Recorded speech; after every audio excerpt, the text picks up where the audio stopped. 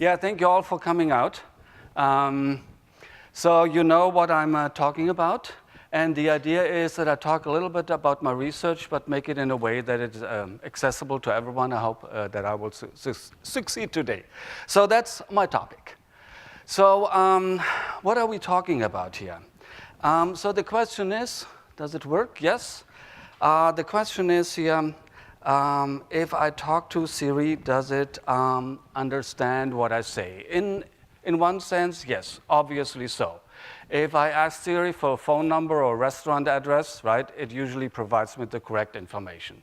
So in this sense, certainly Siri understands what I'm saying. On the other hand, is it more than just an advanced like phone book, or more than just the yellow pages? And instead of me thumbing through the book, Siri does it for me. And I mean, I've never encountered the idea that a phone book is something like that understands meaning. And maybe then Siri doesn't understand meaning as well, because it's just as dumb as a phone book. So, and of course, Siri is more than just a dumb phone book. I mean, it recognizes speech. And as we know, speech recognition is a really non-trivial matter, right? But then I have at least this hunch that if we ask these questions, we are not really asking, does Siri accurately process speech? Does it can speech recognition? Does it can look up records? Does it can provide information? But I believe there's an undertow to this question that says, does it really understand, right? Does it really understand? So what does it mean to really understand? In a college setting, we usually have a distinction between like passive, active, and then creative understanding, where we say, if I write a sentence on a chalkboard and students can follow it, then they have like a passive understanding of it. And if they can reproduce it in a meaningful way on an exam, then they have like an active understanding of it. And if they remember it like 2 years later in a different context and say, hey, I've learned something, I can apply it here, then they have creative understanding. I mean, this is some of the usual terminology here. And then we can ask, okay, we test our students, right? Administering exams and stuff. Can we put like Siri to an exam and see whether they're active, passive, or creative understanding? Would that work? And then, as you all now know, we have not really put Siri to this kind of test, but we have built machines that beat us at chess. And then that was not really a question whether they understand the meaning of what they were doing because of the way that the code was written, right? It was just crunching vast amounts of numbers without like an understanding or a strategy or something. They followed a fixed strategy. But now this has recently changed, as you know, where machines learn by themselves without being told what to do, right? And now they beat us even at Go, right? For a long time considered the most complex game on the planet, and no one would ever beat us, maybe in 200 years from now. And now they do not only beat us, they beat us with moves that are not recorded in the history of the game, that any player, any human player has ever made these moves before. So is the game changing here? Are they all now straight A students and have actually acquired creative understanding, right? Not just active understanding. So if we look at the most advanced, at the cutting edge research here, I mean, I'm not an expert. I can just read and try to keep myself informed. So I went to the Facebook AI group in France because the Facebook's research is out in the open.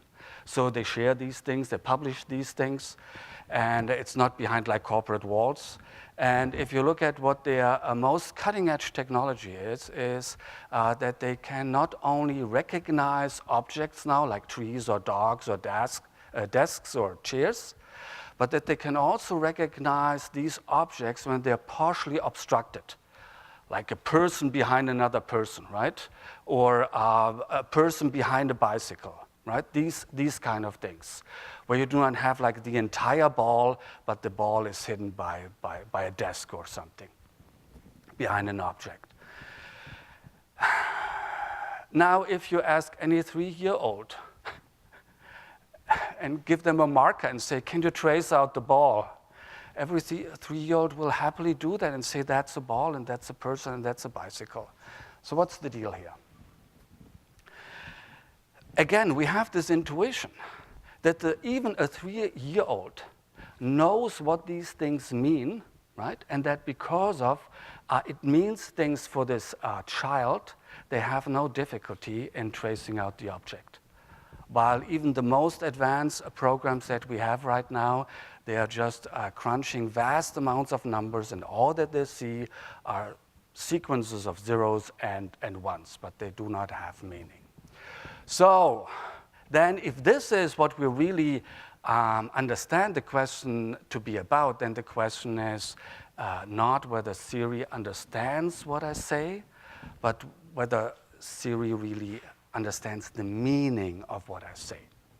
So this is what I will focus on, this meaning aspect. Now, when computers became a reality in the 1950s and 60s, people were quick to point out that they all will have obvious limits that are non-negotiable because of a famous result in mathematics called Gödel's incompleteness theorems. So that's a guy, he was born in Austria. He studied most of his time in Vienna, and then he fled the Nazis and came to America and spent the rest of his life at the Institute for Advanced Study in Princeton. So what was this thing about?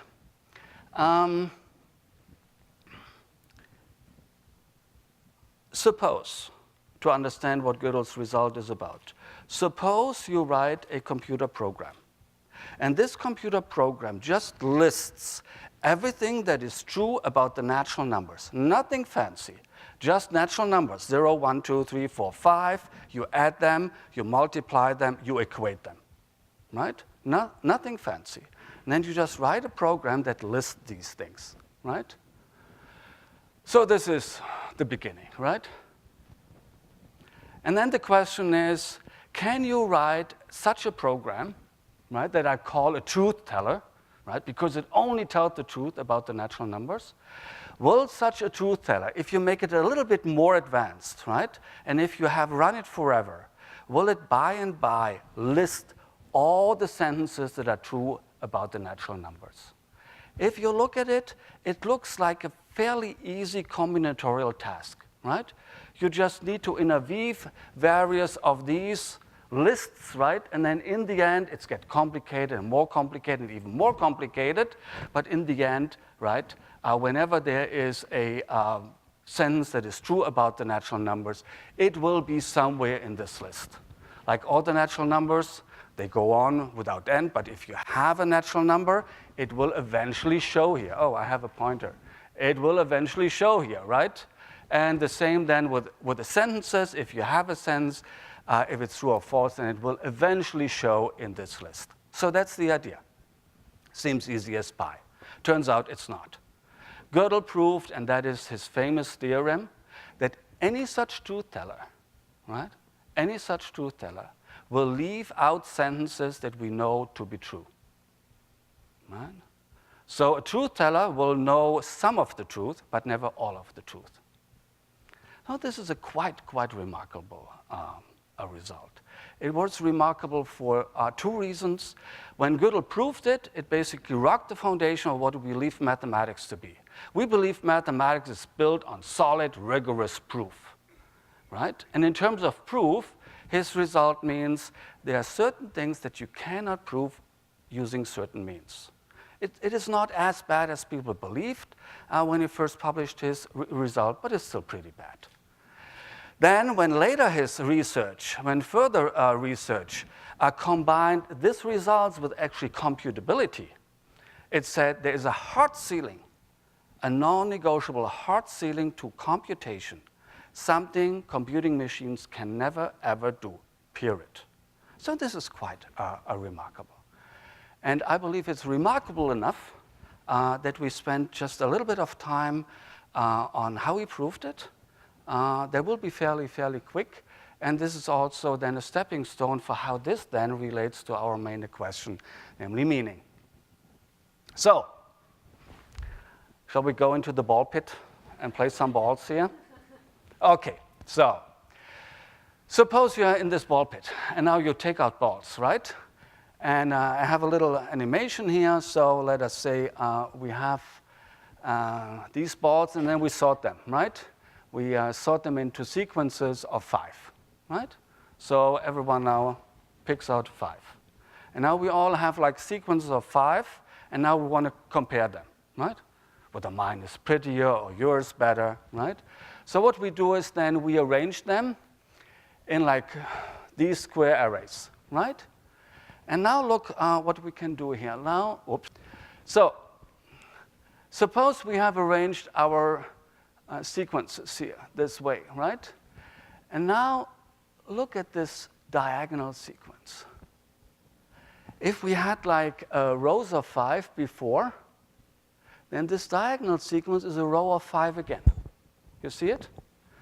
And what we have done here, we put this diagonal sequence here on top. So the red goes here, the black goes here, the black goes here. Well, provided I didn't make mistakes.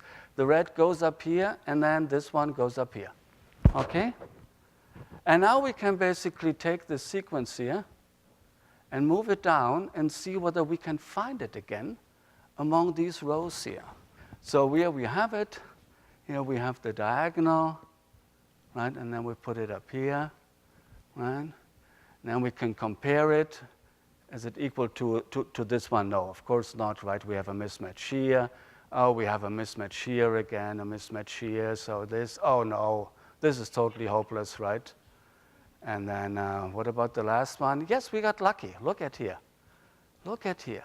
Look at here. This is really a match. Now, the interesting thing is if you look at it, if you have the diagonal here, and if the diagonal is equal to one or more of these rows, then you have a ball that hasn't changed its color. You see this one, right? It's black in this row, and it's a black ball in the diagonal. So this has not changed its color. This will be important. It's what we will call a fixed point. So now we add a little bit here to the fun, because just playing with the balls is, can you? Okay, I was distracted by the cursor here. So what we are doing now is, this is, I believe, the same array we had with the same rows of balls. We have the same diagonal here. You see it's up here, red and black and black and red and black. And now we change colors. Now we change red into black and black into red. Okay? So this now should become black, this one should become red, and so on and so forth. Let us see. Right, here we see the transition. And then we are done. And now what you can see is, this was the first ball, right? That was red, now it's black. So that means this transformed diagonal, that was the original diagonal, now it's transformed. It cannot be identical to the first row because they share the same ball and it just changes its color. This cannot be identical to the second one because it just changed its color. Cannot be identical to the third because we just changed its color, and so on and so forth for all the rows, right? So we have transformed diagonal, and now it's no longer in our array, although it was previously in the array. This is also important. This is what we call, we have diagonalized out, right? We have transformed the diagonal, and now it's no longer in the array. Now, last round of playing balls. Now we change colors. Remember, we had blue ones as well. Now we do the same with like blue. We have a different array, right? Then we look at the diagonal here. We look at the diagonal. We put it up here, and now we change colors again. Don't blame the machine, it's me. So, now we change colors again, but now we have 3 colors. We leave red, we do not touch it, but black changes into blue, and blue changes into black. So red remains the same. This will go black. This will go blue. This will stay red, and this will turn black. I'm so bad at these things. So this is what we get, right? You see the transformation here. Now we have the new, and now we can compare it again. So is this a match? Oh no, this one is not. Is this a match? Oh no, this is not a match. And this is not a match either, right? But look here, bingo. Red, red, black, black, blue, blue, red, red, black, black, bingo. The transformed diagonal is again identical to one of the rows. And what we have again is, look here, a fixed point, something that remains. This is a red ball in this row, and it was a red ball in this diagonal, right? So what does it mean? We have basically, if we play around with these balls and then transform sequences, and especially diagonals, we have basically two cases that can happen. Either the diagonal is not any of these rows, and we have diagonalized out, or the diagonal, the transformed diagonal, happens to be identical to one of the rows, but then we have a fixed point, a ball that has not changed color or position. Now you say, this is silly. Why are we playing balls? Well, it's not silly. This is the essence of fundamental results in mathematics. Georg Cantor, the founder of set theory, used this diagonal argument to prove that they are orders of infinity, and that they are like as many as natural numbers, then as many as real numbers, and so on and so forth. And this forms an infinite hierarchy of infinite. So this is, yes, it is playing ball, but it has really deep mathematical significance. Now, the thing about fixed points, this came much later. And this is one of the ingredients that Gödel used to prove his famous incompleteness theorem, fixed points. At that time, he was not aware that he was using fixed points, but now we know that was was under the hood, right? So what else do we need to understand Gödel's theorem and the proof? And this is what we will call representation. So suppose you are, I have some notes, and I should look at them at least occasionally, so that I'm not completely lost here. Suppose when you were doing this presentation here, or you're working on a Word document, right? And you're typing in and you look at the screen, right? So when you type in something and you type in an A or a T, you do not send an A or a T into the machine, right? And when you look at the screen and you see a text or you see graphics, there is not the graphics in the machine or something. So it gets translated. And as you know, it gets translated into what we call binary numbers, right? Oh, yes, I forgot something. That's why. Remember the argument about diagonalization and fixed points? And this is, seems like silly play stuff, but it's really deep, deep mathematics. So if you like that, and if you say this is cool, you should declare a major in mathematics. Or a second, right? Okay, so now, so this is how we do it, right? So we have a capital letter A, right? Then it gets translated into the 65, and then 65 gets translated into 1, 1, 0, 2s, whatever, 0, 4s, 0, where am I at? 8, 16, 0, and 164, right? And the letter T then accordingly. So these are these binary numbers. Now, when you keep on writing, then maybe you have a typo, right? And you fix it, or you delete a sentence, or you move an entire paragraph or something, right? So what does it translates into is that the machine has everything represented in these binary numbers, and then it's crunching these numbers, adding them, multiplying them, dividing them, comparing them. And so everything then that you do when you type in the keyboard and when you see changes on the screen is internally represented to this sort of number crunching. So this is What we can see here, if you see an A, say, on the screen or something, then some number crunching yielded this digital, oh, it's probably wrong. Yes, copy and paste error, right? So some crunching yielded this number. Now, if we generalize it and go away from like word processing, what we have then is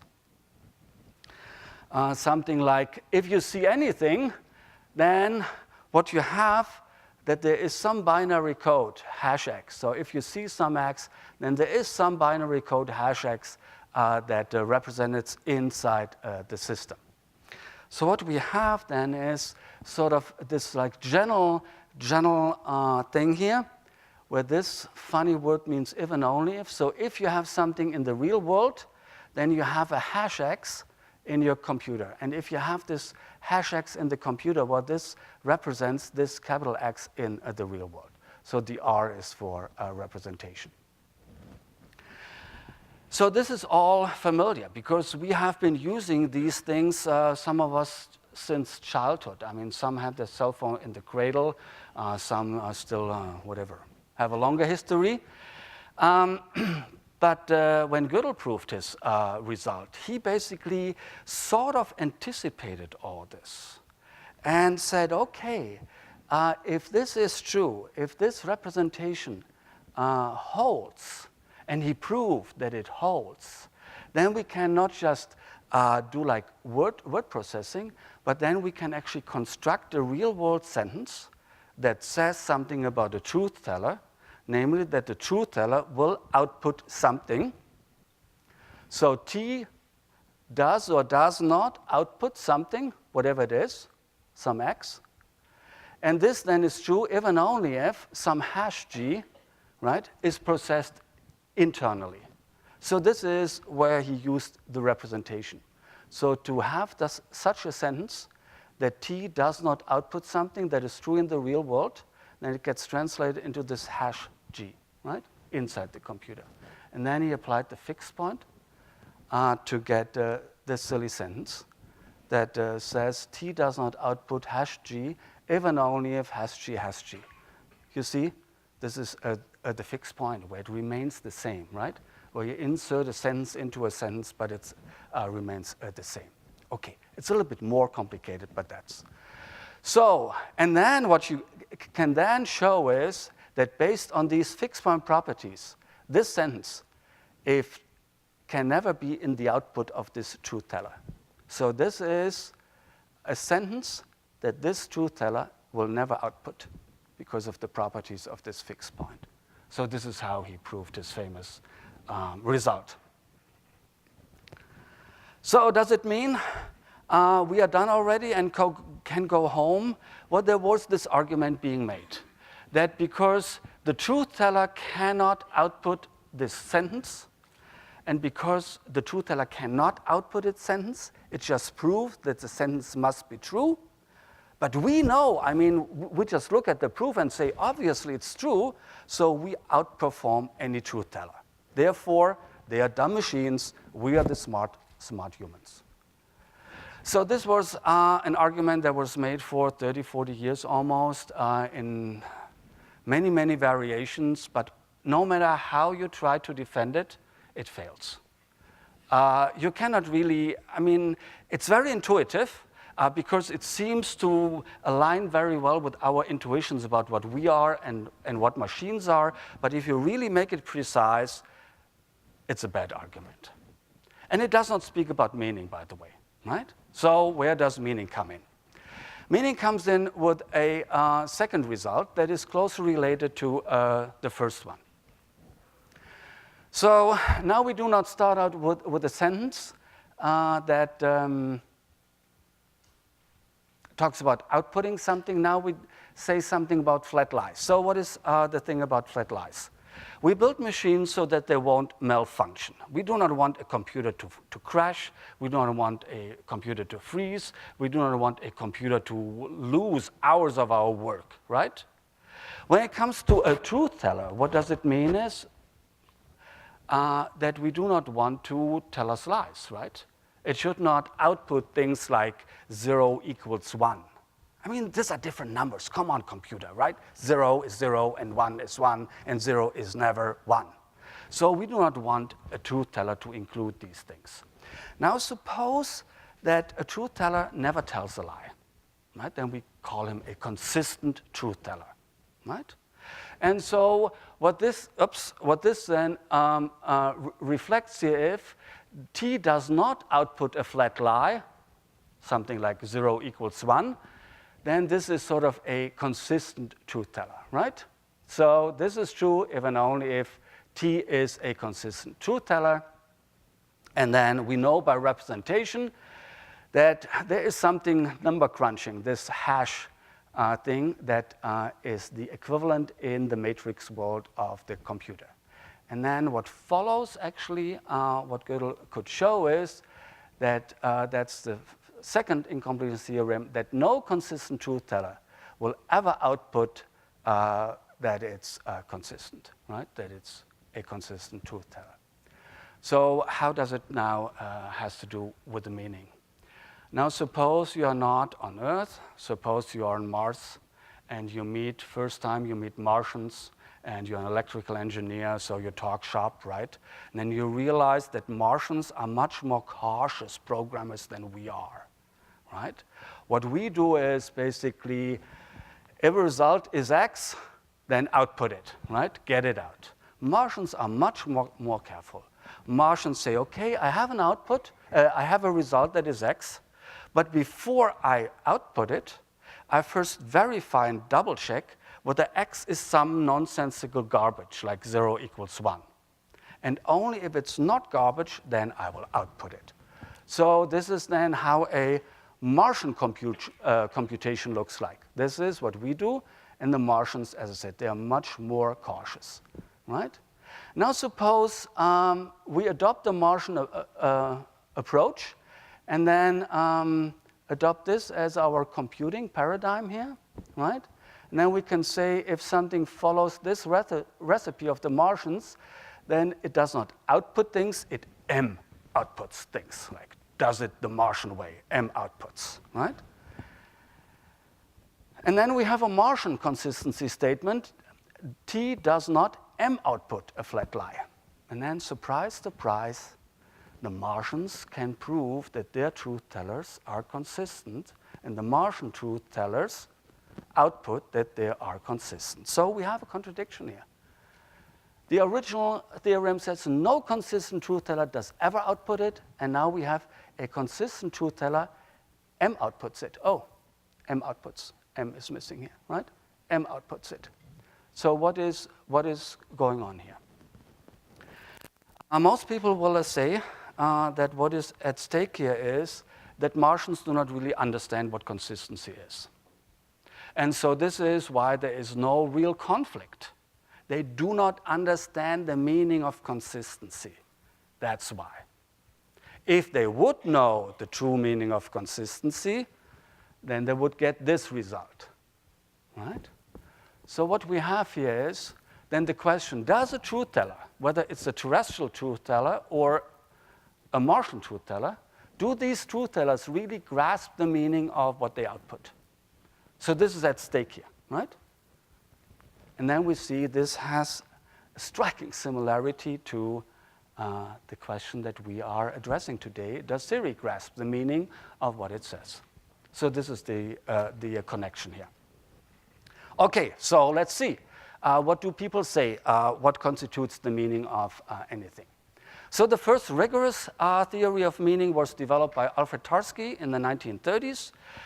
He was born in Poland. He was member of the Love Warsaw School. It was a famous school where philosophers and mathematicians cooperated very actively until the Nazis drove them all out. And so he had a lot of exposure. He heard lectures about Aristotle, and Aristotle had a famous theory of truth. And it's very easy to say of what is, that it is, and to say of what is not, that it's not, right? So if you say it rains and it rains, you're telling the truth, right? And if you say it does not rain and it does not happen to rain, then you're still telling the truth. So this does not seem to be very, very advancing our understanding much. And the way that Tarski phrased it is, snow is white if and only if snow is white. So the sentence snow is white is true if and only if snow is white. So why is this progress here?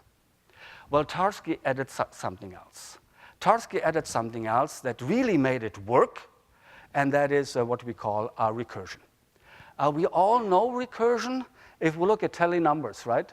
We draw a stroke and call it a 1. And then we draw 2 strokes, call it a 2, right? And we call any number of, we draw any number of strokes, and then the number of strokes represents the number. So this is what we all know, tallies. And then we can say, okay, what are we doing there?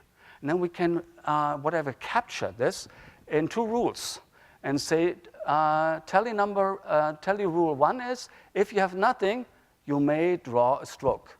If you have drawn something already, you may add 1. So if you have 2, you may add 1 to get 3, right? And then you can use it into what we call a rules-based production. You draw a single stroke, your permission is given by T1, you add 1 by T2, you add 1 by T2, and so on and so forth, right? Recursion. Now we can use this. Let me go back here one. Now most scholars agree that language that we speak is also rule-based, right? And that these rules actually reflect this recursive structure. So what we can do is we can try to find rules, for example, that capture the grammar of a language, and find rules that capture the meaning of a language, and give it this a framework. So let's look at a toy example here.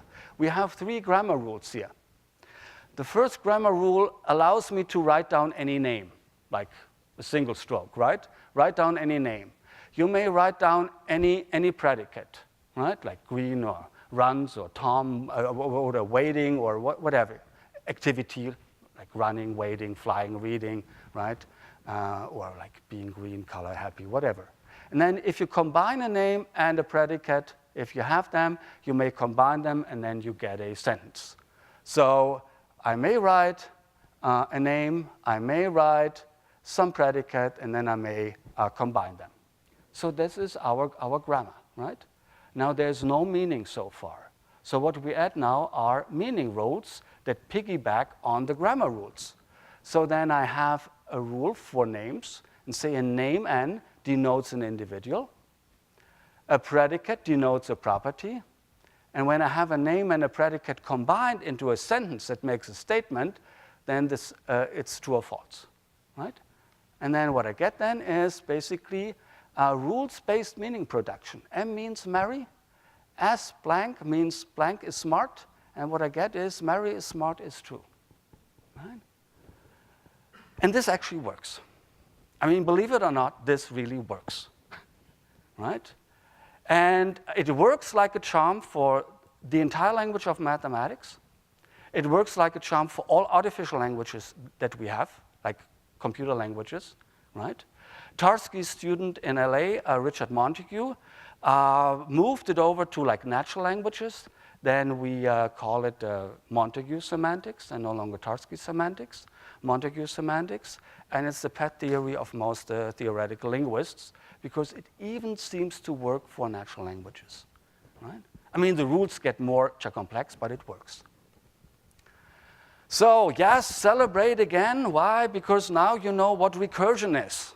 Now you can declare a major in computer science or in linguistics or still be in mathematics, right? Okay, so how does it really solve things here? What this results in is that this actually comes out, right? Snow is white is true. This sentence is true if and only if snow is white.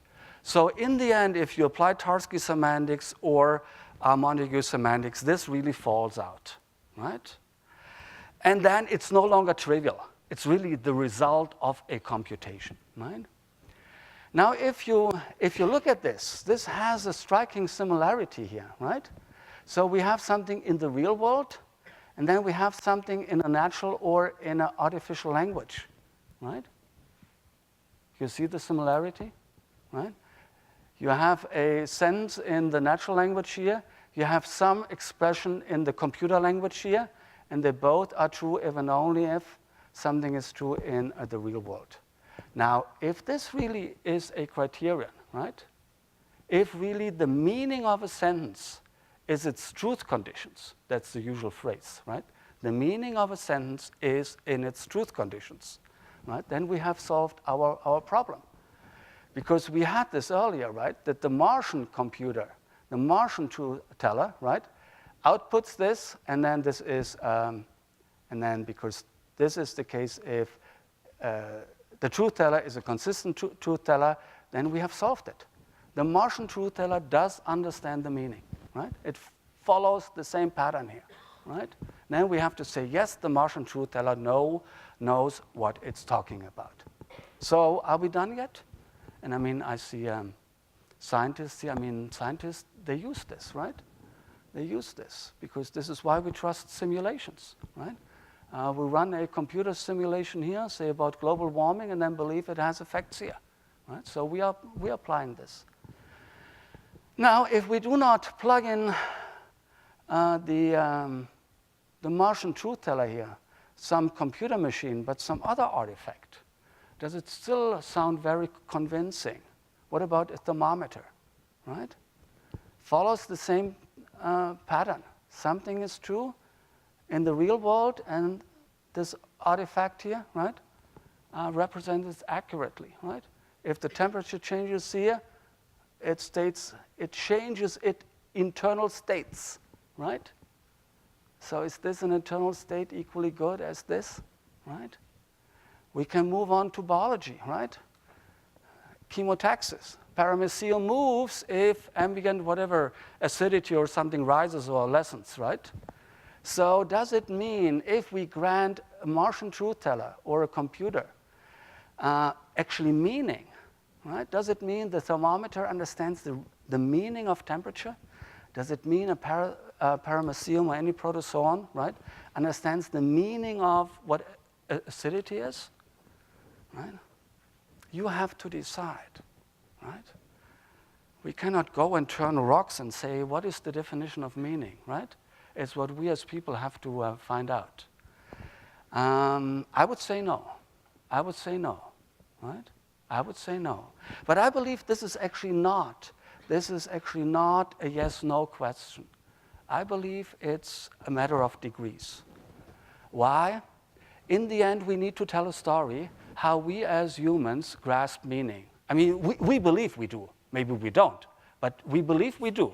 And then evolutionary speaking, this ability that we can grasp meaning must come somewhere. And if it's true that evolution never throws things away, but always adds on top, right?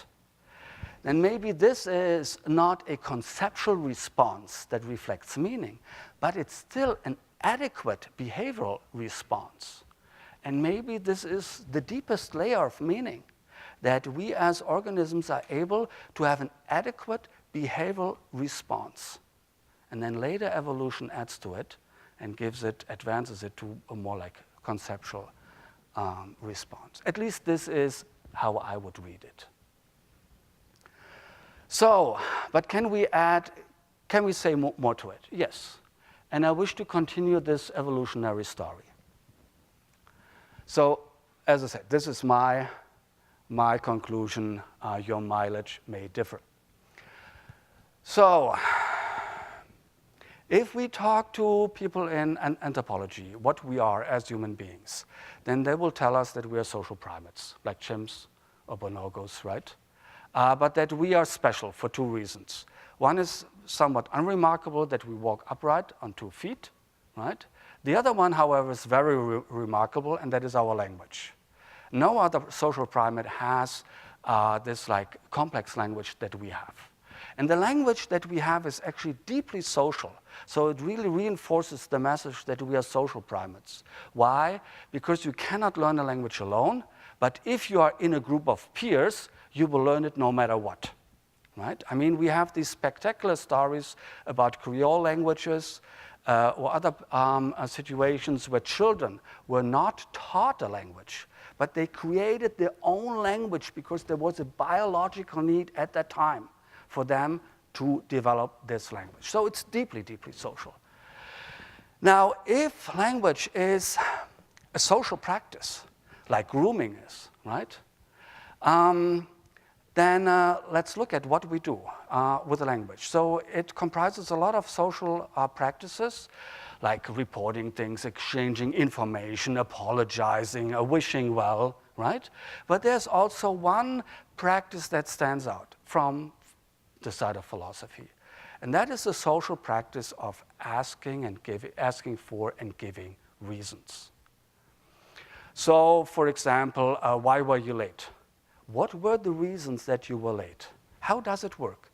What do you believe are the mechanical reasons for this contraption to function? And so on and so forth. So if you think about it, it's really deeply embedded into our daily social practice that we always ask for and then provide and give reasons. And this is the definition that Wilfrid Sellars gave of what rationality is. He said an agent A is rational if and only if, or to the degree that this agent can participate in the social practice of giving and asking for reasons. So what does it have to do with the meaning? If we engage in this practice, what we need at our disposal is what are called semantic nets. So you have a word like bird, and then you look at what you associate with like bird, like wings and feathers and animals and insects and whatnot, right? And then you get this, what is called sort of this like semantic net, right? Where everything is related to everything else. And these semantics nets are part of the information that we use if we engage in the social practice of asking and giving for reasons, right? Because this is what allows us to say, to like play this game, right? And so you can think of whatever the meaning then the word has as this like net, right? The spider sits in the middle of the net, right? And the net is the meaning. And the idea is that we use these semantic nets.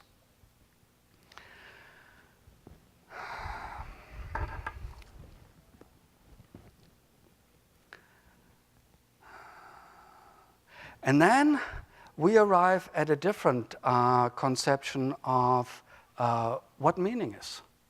Then meaning, to understand the meaning of a sentence, means to understand what else it logically entails so that you know what the commitments are that you make if you have uttered it, but that you also know what else would imply this sentence, right?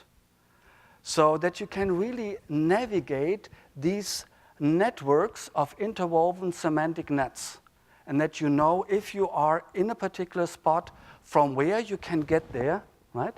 And from where you can leave again, right? And we can model these things with like algebra and graph theory and logic and probability theory. And this really gives us quite sophisticated model of meaning again. And then the question is this a better understanding of what meaning is? To be able to play the social game, right?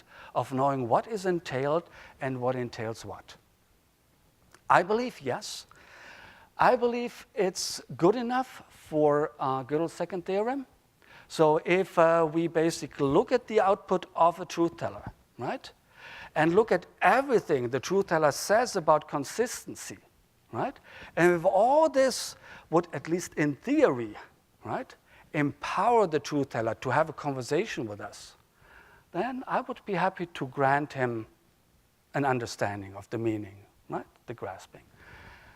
When it comes to Siri, I don't know, right? If you see a compelling story told as an ex machina, right, where the lady robot, right, plays this game perfectly, I do no longer have a reason at least to object, right? But again, maybe your mileage may vary. But I would like to add something to it. And this has to do with what, at least up until recently, was a dominating paradigm in computer science, in parts of psychology, but also in philosophy of mind. And this has to do with the long-standing tradition that we conceive of the mind as somehow separated from the body, what we call like dualism, right? And so for centuries, no, for millennia, right? What thinking and grasping meaning, that was a faculty of a soul or of divine spark. And if we would separate the two, maybe the soul would lose access to like perception, but it would still be thinking, right, and reasoning. It would not lose this ability. And I mean, it's so deeply embedded, not just in our culture, in other cultures, right? I mean, there are ghosts who stick around, right? Maybe there's transmigration of souls, right, that you get reincarnated over and over again. Now, this is so deeply embedded that the most dominating approach was what we call functionalism. And functionalism in philosophy of mind and cognitive psychology is the idea, if you really water it down, is that the mind that we believe we have is just a computer program that does not run on hardware, it runs on wetware, right? It runs on a wet, messy brain. But other than that, it's just a program, right? And if you watch Netflix, there was just put into a new series, Altered Carbon, right? Souls are stacks and bodies are sleeves, and you can freely swap them in and out, right? So the question is this true? So this is why I would like to turn to Dilthey towards the end. And he was against dualism, or if you want to, he was against altered carbon. Why? This is one of a quote. I explain the belief in the external world not as the result of... So the question is, are we living in a matrix world, yes or no? Is there a real world out there, right? Or is it just the product of our imagination? So, and previously this was, people tried to reason their way to the existence of an external world. And he said, I don't believe this. I explain the belief in the external world not as the result of reasoning processes, but of a context of life that is constituted by appetite, volition, and sentiment, and mediated by processes that are somehow similar to reasoning. And this brutish human existence, together with social and intellectual sentiments and volitions, form the human willpower that reaches out its tentacles all over, seeking gratification and satisfaction, almost like Shakespeare, to me at least. Okay, so look at this, right? He talks about the brutish human existence and says, well, it has processes that are mediated similar to reasoning, right? So what we have separated, right, he really puts back into the flesh, so to speak, right? And he was, there's more to it. So, but he was among the first. Now, what I would talk the remaining time would be what is called embodied cognition, which can mean a lot of things in different contexts. Sometimes, oh no, okay, don't be critical here. What I'm interested in is embodied meaning. The claim that in order to grasp the full meaning of language, one needs to have the experience of a body, right? Now this made you strike odd, but I will try to convince you, at least initially, by using examples from an area where you do not expect it, namely from mathematics. So go back to elementary school. I hope, or we all hope, that you used your fingers when you were counting, or like your legs or something.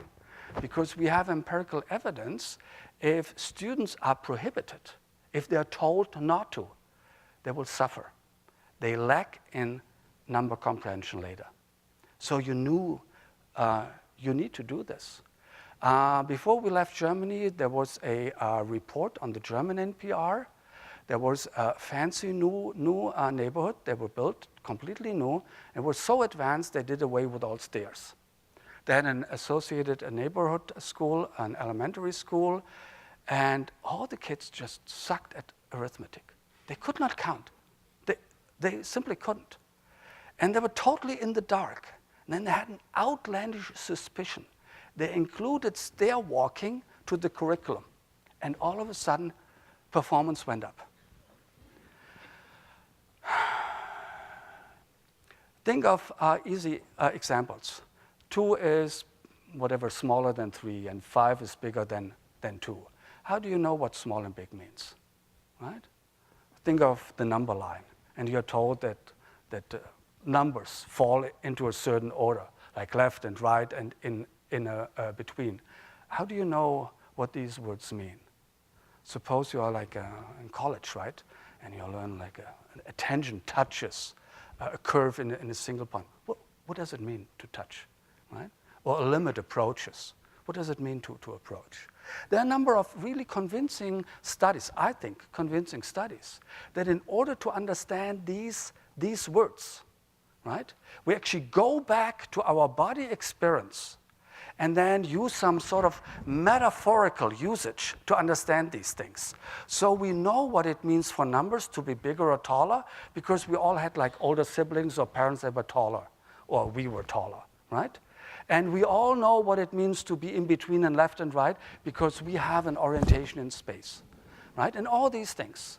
And so the idea then is that we cannot reach like the lofty levels of abstraction in mathematics without basically building up the meaning one metaphorical step at a time. There's something else that fits into this context. See how we talk in life, right? She doesn't know what it means to be poor. She was born with a silver spoon in her mouth. He doesn't know what it means to be pregnant, and he never will, right? They don't know what it means to really surf. They are draft dodgers, right? I mean, there are certain intuitions, and in order to fully grasp the meaning, you have to be in their shoes, to be in a specific situation yourself. There's a famous thought experiment. It's called Mary. Mary is a super-duper scientist. She's a specialist in color vision. She knows everything there is about color vision. She knows all the physics, all the frequencies and electromagnetism and Maxwell equations, everything. She knows all the mathematics, all the neuroscience, all the psychology. She knows it all, right? There's a snag, however, to her life. She was raised in a black and white environment. And then she's released out in the wild. Grass green, right? Red tomatoes, blue sky. Obviously, that's our intuition, right? She has learned something new. But what did she learn? By assumption, everything that we have talked about earlier, the semantic net, the truth conditions, that was all textbook knowledge. She knew it all, right? So what was added, right? The moment that she first saw colors. So this is the same intuition, that there's a different kind of knowledge, what we may call to know how it feels to see a color. Maybe to know how it feels to be terrified by the idea that your husband comes home drunk and beats you, right? Maybe to feel panic because you know that the next panic attack is coming, right? So there is a different kind of knowledge, this knowledge how it feels, right? And maybe this is what we want to add to our definition of what meaning is, right? I believe this is one of the reasons why we love the arts and why we love to read novels, right?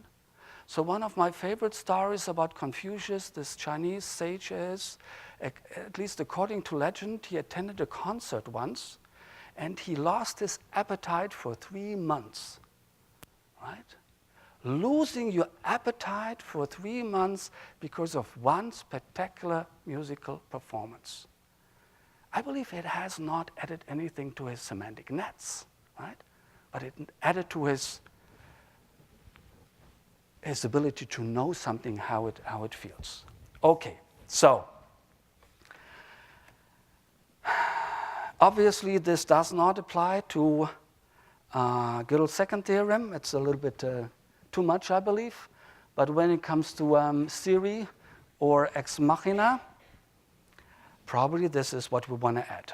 Okay, so wrapping things up. We have looked at 3 proposals. we have looked at 3 proposals here. To know the meaning of a sentence is, according to Tarski, to know its truth conditions. And we said, at least I suggested, it's not sufficient for, to answer the question either for Gödel or for Siri. Then we said, according to Sellers, it's the ability to give and ask for the relevant reasons, right, that are connected to the meaning. And I said, this is good enough for me when it comes to Gödel, but for Siri, it's up to you. And then we looked at, according to Dilthey, that it requires the know-how of a living organism, that you know how it feels, right, to be a body and to suffer through whatever it is to have a body. And then again, I believe it's a little bit too much for Gödel, but I don't know where we should decide here. This is what I would compare, I mean, like 30, 40 years back, when the medical sciences made advances so that they could transplant sensitive tissue, like a heart and not just retinas. They needed to harvest these organs fresh. So they needed a new definition of what it means for a person to be legally dead. And Harvard Medical School proposed one. You're legally dead if your brain has ceased to function, right? Most societies have adopted it because it has obvious benefits, right? It is informed by facts, right? I mean, you need to know how the brain works and all this, so it's informed by facts.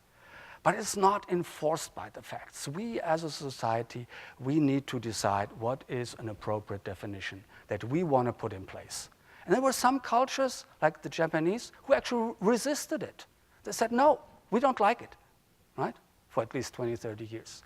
And I believe we are in similar shoes here. If we want to say whether Siri, right, actually understands the meaning of something, then I believe this is a question that should be informed by facts and best theories, but in the end, it's up to us where we put the bar here, or in between, or lower, or even higher, right? It's up to us. But I believe we need to do these things because it has ramifications. Suppose I ask Siri frantically to call the numbers of all my friends, right? And then a day later, I'm dead because I committed suicide. If Siri understood what I was doing, then whom do my parents sue, right? So the moment that we attribute meaning to our artifacts, that they really grasp something, it has legal and it has moral ramifications, right? And this is why, according to some news outlets at least, Silicon Valley hires more people with a non-engineering degree recently, right, than before, because they need to delve and dive into these complicated questions. Now, I believe it should not be a matter of either or. You're an engineer or you're humanities. I believe we need both, right? We need people who write code and read Confucius. And I hope that the curriculum of Purdue Fort Wayne will provide such an education to its students. Thank you.